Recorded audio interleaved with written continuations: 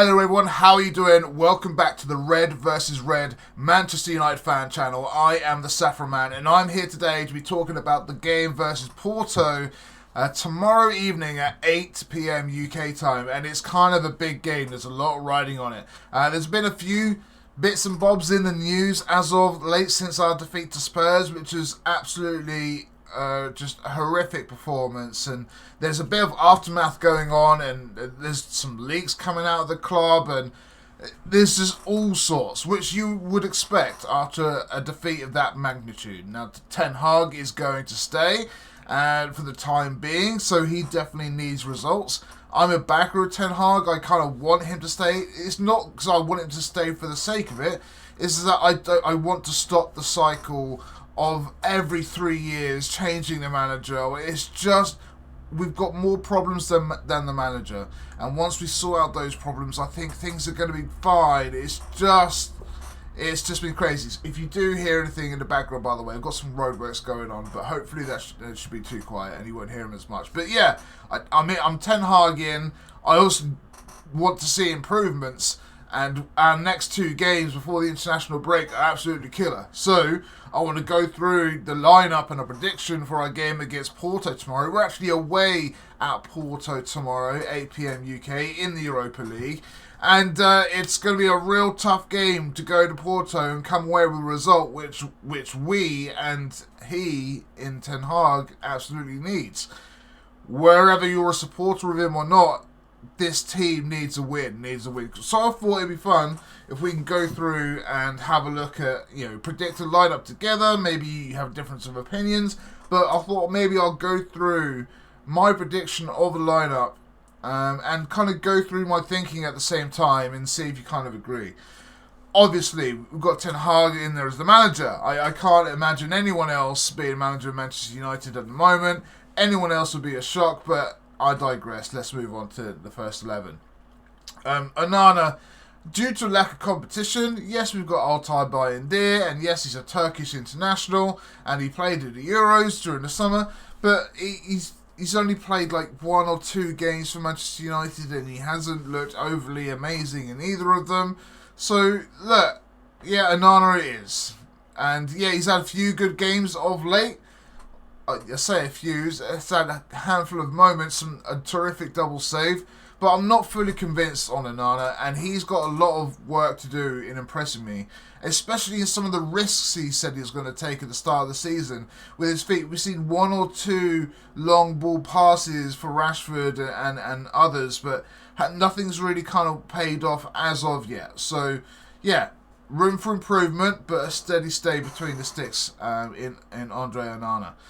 Now the defense is going to be real tough. In terms of, no, it isn't. Oh, I just ruined it. I want us to have fluidity. I want us to have options at the back. But at the moment, we're playing who is fit, right? We're not giving Harry a mass games, so we have to play Mazraoui at right back. We have to. There's no other option at the moment. Delot had a real stinker against Spurs, but I think we're going to have to play him left back as well. I think the only option that we have is in the centre back position, but I don't think we want that. I think whilst we have Martinez and De Ligt fit, we have to play them. I mean, this is our back four. And apart from some squad rotation every now, I've put them the wrong side. Let me change that. So apart from squad rotation, we're going to have to keep that back four because they're basically in boot camp. Have I literally ruined the whole thing? Can I just move them there and then just say yep. And now, but now. Oh dear. Okay, so let's put it. Look at this. This is professional work right here. Let's just go with that. And then we put in Martinez, and then we swap them around that way. There he is. Okay, so let's do that. Put you there. Put you there. Put you there. All right, we got there in the end. Look at that. Hey. We got there in the end. It's all good. But, I mean, I don't feel we have much option. I think Harry Maguire is injured, or he's got a thigh strain or something. Lindelof came on against Spurs, which was like, wow, it's the first time I've seen him in a hot minute. I'm not sure on the fitness of Johnny Evans. Harry Amas isn't getting minutes. Luke Shaw's out for a while. Lenny Yora's out for a little bit longer. Tyrell Malacia is back in training. Maybe. I would be shocked if Tyrell Malacia started against Porto after being out for 14 months. Right? I think he's got at least a few more weeks of rehabilitation left. Maybe we'll see him before Christmas. I want to see him. It'd be great, but I just can't see it. So, that's our back four. And that's our back five. Because despite us wanting two of every position, we have no options in defence really at the moment. The fitness of Johnny Evans and Lindelof can be questioned. Maybe they come on towards like the end of the match and try and freshen things up. But that's our back four for me. And despite Delot having a poor performance, he needs to have a good game and bounce back from this one. He knows he played poorly, so let's see him try and bounce back on this. And Mazraoui, probably, some people hate a lot on Mazraoui for the game against. He didn't do bad. He just didn't do great. I mean, we had plenty of players that did bad against Spurs. Mazraoui, in my opinion, wasn't one of them. But everyone on that pitch deserves some criticism. So fair play. But they've all got. They've all got to prove themselves today against Porto. Tomorrow against Porto. So onto the midfield. Now this is a real big question for Manchester United in general, because we actually have options here in midfield. In defence, it's pretty much whoever's fit. That is our best defence at the moment until other people get back. Maybe Lenny Yoro takes the Lit's place or something. I don't know, but yeah. Midfield is a question. Now, Kobbie Mainoo was injured against Spurs. Bruno Fernandes was sent off against Spurs, but apparently, even though we're in the Europa League, he would play it anyway. But the ban's been overturned, so that suspension isn't happening anymore. Casemiro, I would not want to see Casemiro. He's just, even when he came on against Spurs, he just doesn't care. He doesn't want to wear the shirt. He doesn't care about the club. He doesn't care about tracking back or marking his man. He just wants to attack and score. No. So no Casemiro. I think it's still too early. Look, Collier's 20 years old, right? He's not a teenager anymore. He's not a Lamine Yamal. Like, he's not too young to be playing these types of matches. He's got experience. I think we need to start playing him a bit more, Toby Collier. Especially when there's opportunities. I mean, Christian Eriksen has done really well over the last 4 or 5. Does he have more energy? I would potentially go with Eriksen and Toby Collier. Because Eriksen is on form. Yes, he made a mistake and it cost us a goal. I understand that. But ultimately, he's created far more than what he's let in, or he's been for the reason. He's really solid. So, and him and Collier will run for days. And if they can work together as a partnership, which Kobbie and Ugarte did not against Spurs, they were getting drifted in and out of position all the time and left so many gaps. So it is what it is, right? But a partnership that I would trust in would be Eriksen. Now, this isn't going to be... This is a predictor, right? I'm predicting what I would probably do. We don't have a picture for Collier. That is a shame. Maybe I'll get one for next time. But I trust that midfield, right? That's what I trust right now. Because of Eriksen's performances and effort, and He came out saying people don't want it. Well, you can see that he wants it. He really wants it.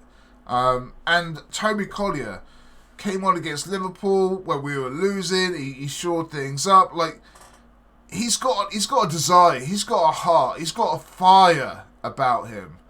And if we can get that partnership working together, where Toby Collier is running around like a headless chicken, like, and Ericsson is being the general, directing him, like, you go.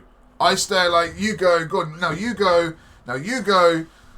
I think that could work. I trust that that partnership and that pairing. It's not too early for Collier. He's 20 years old. He's not a teenager. So give him the opportunity to show his trust and desire and his heart. And I think we're not going to go wrong. And he's going to be perfect for Ericsson, I think. Anyway, that's what I would go for. Let me know what you guys think in the comment section. And by the way, thank you very much for everyone that's been commenting and hitting the sub button. Don't forget, hit the sub button. We're trying to get to at least 100 to start a new Discord server. So give us a shout on that. But yeah, Bruno is going to be my number 10. Now, he's had a really poor season so far. Really poor. 1 assist or maybe 2. No goals. He's just, since he signed a contract, since he's, it's just not been a good season for him. For whatever reason. And it's like we're all out attack all the time. Like when Bruno Fernandes is playing in that 10 round, I would very happily change our whole system. I'm not a fan of this 4-2-3-1. I'm not a fan of it. I think there's just gaps all over the place, isn't there? Like when we're attacking, both Collier and Ericsson are both pushing forward like that. Our defenders want to move forward as well, and it's just we end up like from a corner or something where everyone is just really high. And there's like one even De Ligt comes in for corners. So Martinez just like, and then they get the ball and counter-attacking. No one runs back, and so we've just left 1 or 2 people at the back. It is really frustrating how it seems like we're all out attack or not attacking at all. There's no shape. So if there's no shape, to me, there's something wrong with the tactics, with the formation. So I would definitely try and mix it up, I would love to see the revolution of 4-4-2 again, but I don't care. It's something that works that isn't 4-2-3-1. Because going forward, we're not scoring goals with it, and going back, we're conceding goals. I think a formation change would do us wonders. But hey, who knows? Until then, Bruno's our number 10. He kind of has to be. Lack of options. Who's going to play in the wing section? Like, Diallo is playing well, but we need more production out of him. So, do we go with Garnacho? Do we go with Rashford? Does Anthony get a game? Do you what? After the performance from everyone at Tottenham, I think he's going to get a chance. This is the perfect time for him to get a game where we've had our worst game of the season. How could it get worse? Maybe he does do that. So, I don't know. Diallo hasn't been on fire, but you would expect him to do well. But Anthony hasn't had any games whatsoever, and we've had our worst game of the season so far, of many seasons against Spurs. I think a trial by fire for Anthony. He could come out blazing. Why not? Maybe someone's got a niggle.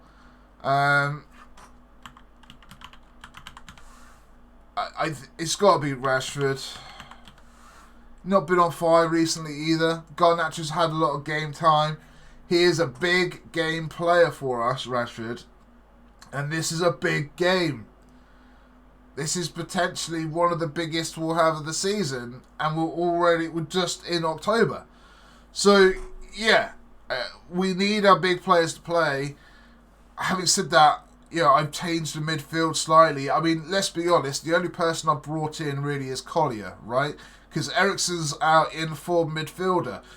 Collier is, I just think will benefit Eriksen and offer legs where he doesn't have as much. And I think for 60 minutes, that could work great, right?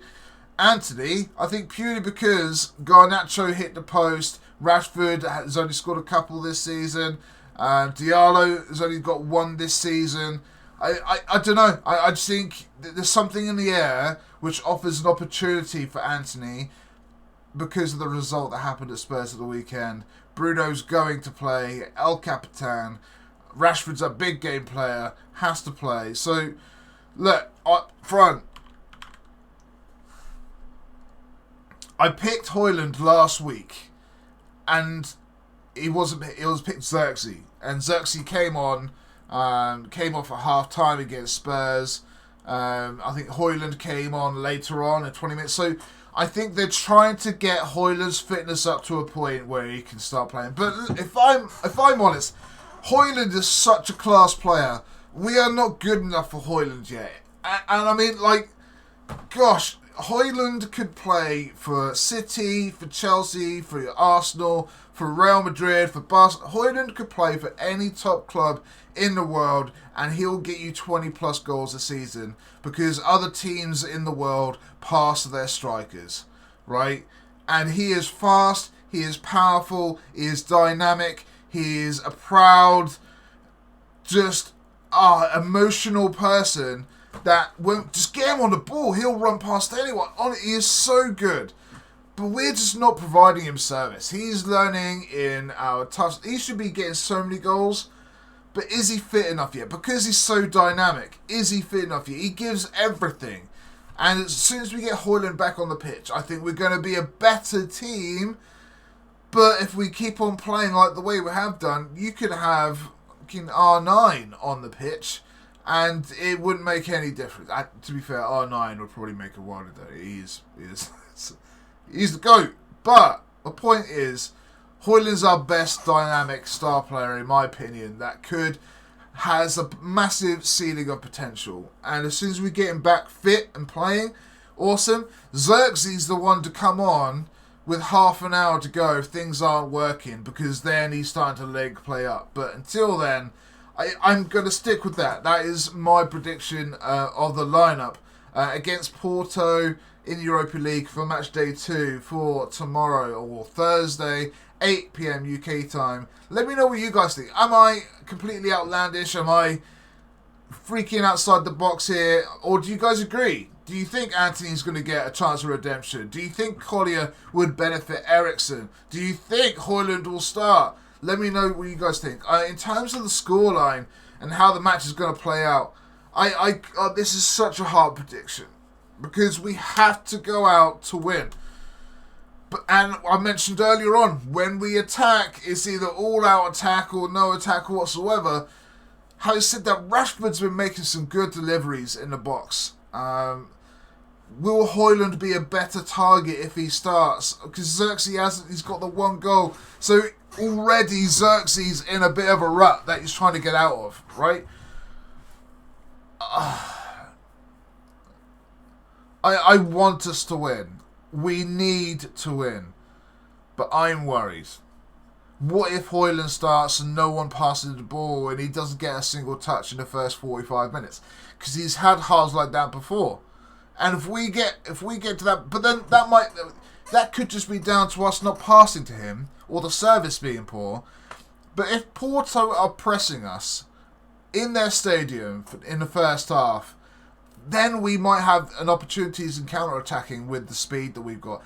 Anthony will pass to Højlund more than Rashford will, I think. But having said that, we could also score in the first minute from a Rashford assist and Højlund just tapping it in on the goal line because he's hit the post or something.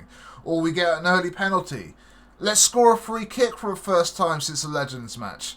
some set pieces. Let's be dangerous. We've looked good and positive from corners. How about set piece direct free kicks or something? Let's be creative and smart in possession of the football. So, okay, I'm dilly-dallying. I can't see us not conceding. And when we concede one, we concede two. So if we're going to get something out of it, it's either 2-2 or 3-2. It's Europe. Anything can happen on the night. We need a bounce back. We have to see a bounce back. So I'm going to say like Porto score... Yeah, I think 2. I think Porto will score 2. 3-2 to Manchester United. It could be 2-2. It all depends who scores first. If United score first, like 1-0, and then Porto bounce back to 2-1, I think we can get 2 goals and make it 3-2. If Porto go 2 goals up, I don't think we're going to be able to get those 3 goals needed. I think 2 would be at a stretch. But I think United can do it. I think we can have a good, solid first 20 minutes, score a couple of goals, have a panic in the middle, concede a couple, but then get the winner towards the end for the 3-2. I can envision that match happening. I can see that happening. So that's what I'm going with. I'm going for a 3-2. Let me know what you guys think down below. Thanks for watching. Sporadiclese will be here on Friday with a match prediction for the weekend because they're coming thick and fast now. And obviously we've got the main podcast on the weekend as well. Click on our channel. Go check out our previous content. We have For or Against out every single Monday. Our main podcast out every single weekend. You'll see me during the week. And again, as I mentioned, you'll see Sporadiclese at the end of each week or this Friday. So just a couple of days. Hope you enjoyed the match. I hope it's better the next time. Make sure you hit a follow for us and hit a subscribe. Comment down below. Come and say hi. We'll start up a Discord for everyone. And then, yeah, that'll be awesome. I would love to have a meetup in the pre-seasons. If we can make that happen, that'd be great. But that's my dream. So tell me about yours. I've been TheSaffronMan. And this has been Red vs Red, the Manchester United fan channel. And I'll catch you guys in the next video. Till then, peace.